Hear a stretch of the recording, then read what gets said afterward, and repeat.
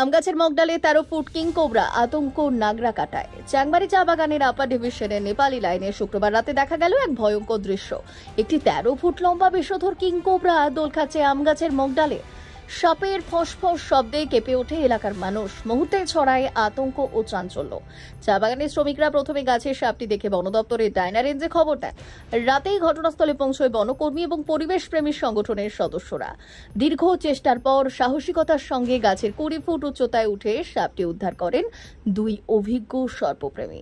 সাপ উদ্ধারের পর এলাকায় স্বস্তি ফেরে। বন দপ্তর সূত্রে জানা গিয়েছে, ওই কিং কোবরাটি গরুমারা জাতীয় উদ্যানের জঙ্গলে ছেড়ে দেওয়া হয়েছে।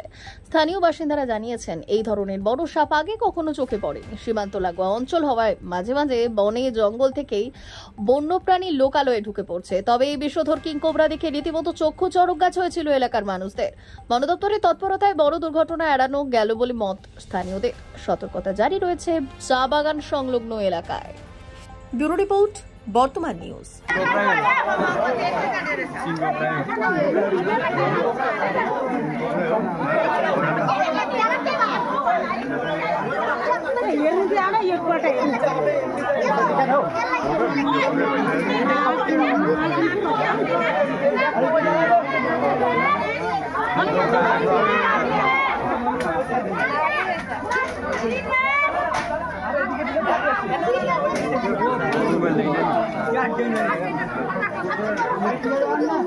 कोबरा है ना, किंग कोबरा है। किंग कोबरा तो क्या पे पकड़ेंगे इधर वो तो डर भी नहीं लगा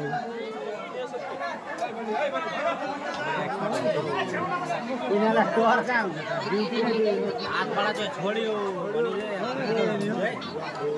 भागरा भाग अहिले सम्म के हुँदैछ ना के छोडियो छोडिएको थियो वहाँ छोडेको थियो त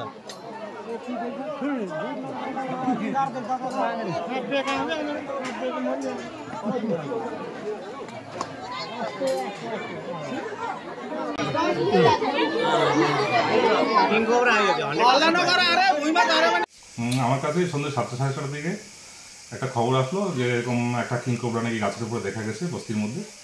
তো আমি দেখলাম, আমাদের তো সেরকম মানে কিং কোবরা ধরার মতো স্টাফ এই মুহূর্তে আমাদের কাছে অ্যাভেলেবেল ছিল না। তা আমার এখানে একজনকে আমি পরিচিত ছিল যে এরকম মাঝে মাঝে ধরে, স্নেক রেস্কিউ করে, স্নেক রেস্কিউ প্রফেশনাল। তা ওকে আমি কল করি আমি আমার স্টাফ এবং স্টাফের সাথে ওকে পাঠিয়ে দিই। ওখানে যাওয়ার পরে ও অনেক মানে বেশ পরিশ্রম করেই ওটাকে ধরা হয় এবং ধরার পরে আমি জঙ্গলে ছেড়ে দেওয়া হয়। রিলিজ করে দিয়েছেন? কোথায় রিলিজ করা হয়েছে? ওটা আমরা জঙ্গলে করি। ওটা আমরা সাধারণত কত ফিট ছিল স্যার ওইটা? এটা প্রায় 10 থেকে 12 ফুটের কাছাকাছি হবে।